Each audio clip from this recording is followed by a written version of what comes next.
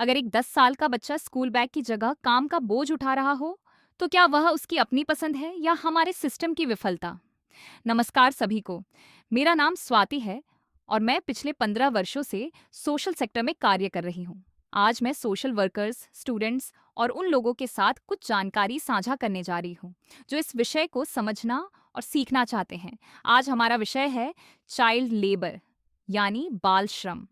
हर बच्चे को बचपन जीने का अधिकार है, लेकिन कई बच्चे आज भी अपना बचपन काम करते हुए गुजार रहे हैं। आज हम समझेंगे कि बाल श्रम क्या है, ये क्यों होता है, इसके प्रभाव क्या हैं और इसे रोकने के लिए क्या प्रयास किए जा रहे हैं। सबसे पहले समझते हैं कि बाल श्रम वास्तव में होता क्या है। बाल श्रम का मतलब सिर्फ काम करना नहीं होता, बल्कि ऐसा काम जो बच्चे के शारीरिक, मानसिक या सामाजिक विकास को नुकसान पहुंचाए। ये बच्चे की शिक्षा को प्रभावित करता है और उससे उसका बचपन छीन लेता है। यदि कोई बच्चा स्कूल के बाद घर में थोड़ी मदद करता है, तो वह बाल श्रम नहीं कहलाता। लेकिन यदि कोई बच्चा अपनी पढ़ाई छोड़कर लगातार काम कर रहा है, तो वह बाल श्रम की श्रेणी में आता है। बाल श्रम कई अलग अलग रूपों में दिखाई देता है। पहला है घरेलू कार्य, जहां बच्चे घरों में बर्तन धोने, सफाई या अन्य काम करते हैं। दूसरा है स्ट्रीट वर्क, जैसे कूड़ा बीनना, सामान बेचना या सड़क पर छोटे मोटे काम करना। तीसरा है खतरनाक कार्य, जिसमें बच्चे फैक्ट्रियों, मशीनों या वेल्डिंग जैसे जोखिम भरे कार्यों में शामिल होते हैं। चौथा है कृषि कार्य, जहां बच्चे खेतों में लंबे समय तक काम करते हैं। और एक महत्वपूर्ण श्रेणी है पारिवारिक कार्य। ये सबसे अधिक भ्रम पैदा करता है, क्योंकि कुछ परिस्थितियों में यह कानूनी हो सकता है, लेकिन कई बार इसका गलत उपयोग भी किया जाता है। अब अगर हम आंकड़ों की बात करें, तो स्थिति काफी गंभीर दिखाई देती है। भारत में लगभग 1 करोड़ से अधिक बच्चे बाल श्रम में शामिल हैं। वैश्विक स्तर पर यह संख्या लगभग 13 करोड़ से भी अधिक है। इसका मतलब यह है कि दुनिया के लाखों बच्चे आज भी शिक्षा और सामान्य बचपन से दूर हैं। ये आंकड़े हमें बताते हैं कि यह केवल किसी एक क्षेत्र या देश की समस्या नहीं है, बल्कि यह एक वैश्विक सामाजिक समस्या है। अब सवाल आता है कि बाल श्रम होता क्यों है? इसका सबसे बड़ा कारण गरीबी है। जब परिवार की आर्थिक स्थिति कमजोर होती है, तो बच्चों को भी कमाने के लिए भेज दिया जाता है। दूसरा कारण है शिक्षा की कमी। कई परिवारों को शिक्षा का महत्व समझ नहीं आता या शिक्षा तक उनकी पहुंच नहीं होती। परिवार का दबाव भी कई बार बच्चों को काम करने के लिए मजबूर करता है। एक और कारण है पलायन, यानी माइग्रेशन। जब परिवार एक जगह से दूसरी जगह जाते हैं, तो बच्चे स्कूल छोड़ देते हैं।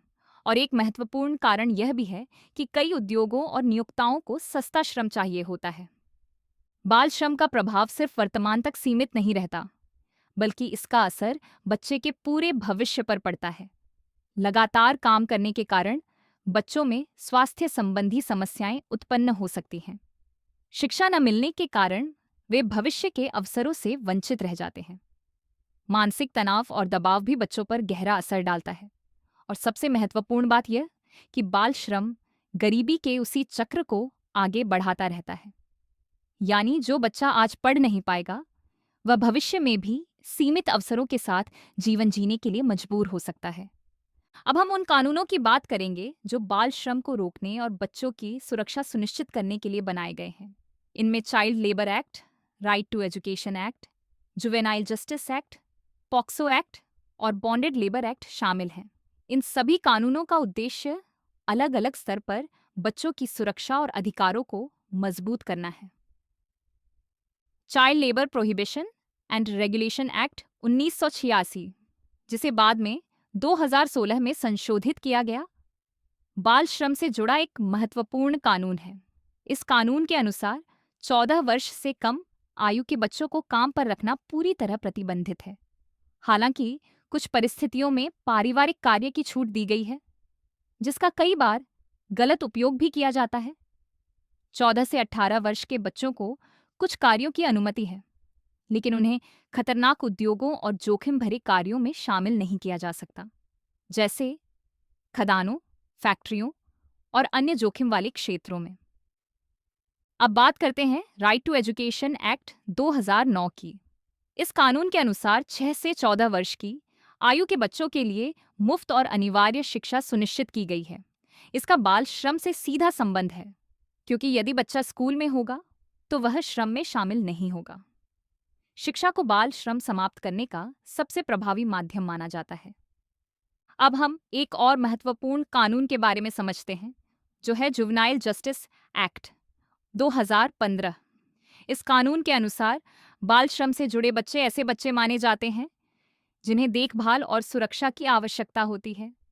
सरकार की जिम्मेदारी केवल ऐसे बच्चों को बचाना नहीं, बल्कि उनका पुनर्वास करना, उन्हें आश्रय देना और उन्हें समाज की मुख्यधारा में वापस लाना भी है।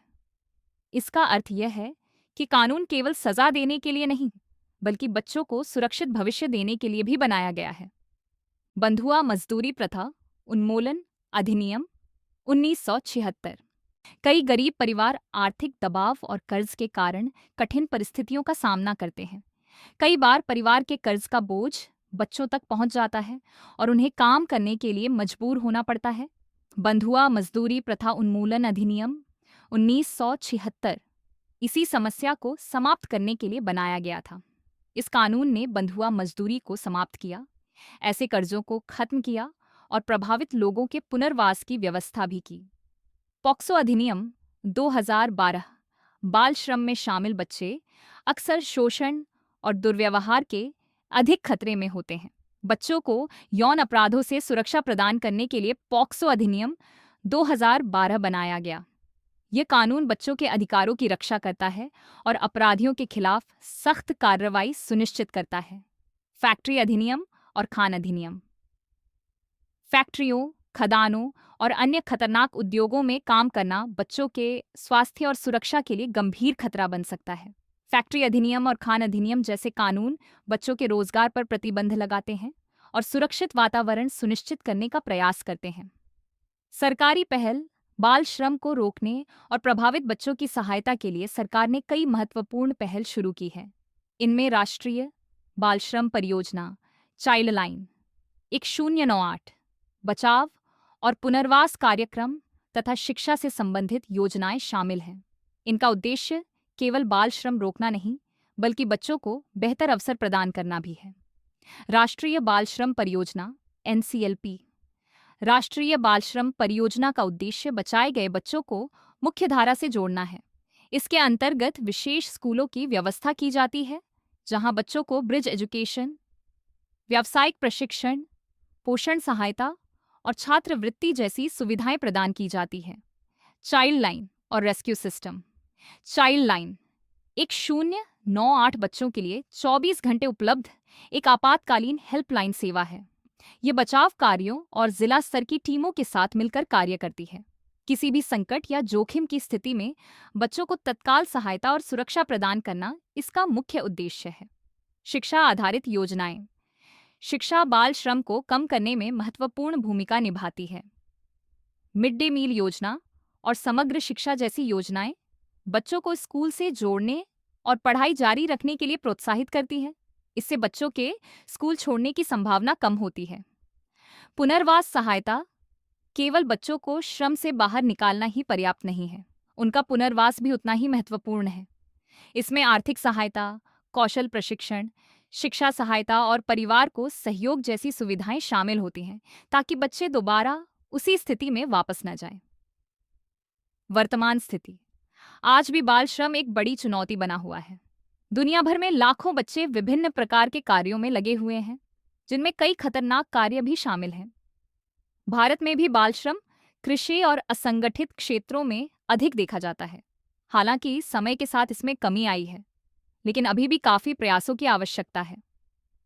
चुनौतियां बाल श्रम को समाप्त करने में कई चुनौतियां सामने आती हैं। गरीबी, आर्थिक दबाव, गुणवत्तापूर्ण शिक्षा की कमी, कानूनों के कमजोर क्रियान्वयन, प्रवासन और सामाजिक स्वीकृति जैसे कई कारण इस समस्या को बढ़ाते हैं। समाधान बाल श्रम की समस्या को समाप्त करने के लिए बहुआयामी प्रयासों की आवश्यकता है। जागरूकता बढ़ाना, शिक्षा को प्रोत्साहित करना, कानूनों को सख्ती से लागू करना और समुदाय की भागीदारी सुनिश्चित करना आवश्यक कदम है। जमीनी वास्तविकता जमीनी स्तर पर बाल श्रम कई रूपों में दिखाई देता है। बच्चे ढाबों, दुकानों, घरों, निर्माण स्थलों, ईंट भट्टों और कृषि कार्यों में लगे पाए जाते हैं। मौसमी प्रवासन के कारण बच्चों की पढ़ाई प्रभावित होती है और विशेष रूप से लड़कियों का श्रम घरेलू कार्यों के कारण कई बार छिपा रह जाता है। सामाजिक कार्यकर्ता की भूमिका। बाल श्रम की समस्या से निपटने में सामाजिक कार्यकर्ताओं की भूमिका अत्यंत महत्वपूर्ण होती है। वे बाल श्रम के मामलों की पहचान करते हैं, जागरूकता फैलाते हैं, बच्चों को शिक्षा से जोड़ते हैं, परिवारों को परामर्श देते हैं तथा सरकारी विभागों और गैर सरकारी संगठनों के साथ समन्वय स्थापित करते हैं। निष्कर्ष। अंत में, बाल श्रम केवल एक कानूनी समस्या नहीं है, बल्कि यह एक सामाजिक और आर्थिक चुनौती भी है। प्रत्येक बच्चे को शिक्षा, सुरक्षा और बेहतर भविष्य का अधिकार है। बाल श्रम को समाप्त करने के लिए सरकार, समुदाय और समाज के सभी लोगों की सामूहिक भागीदारी आवश्यक है।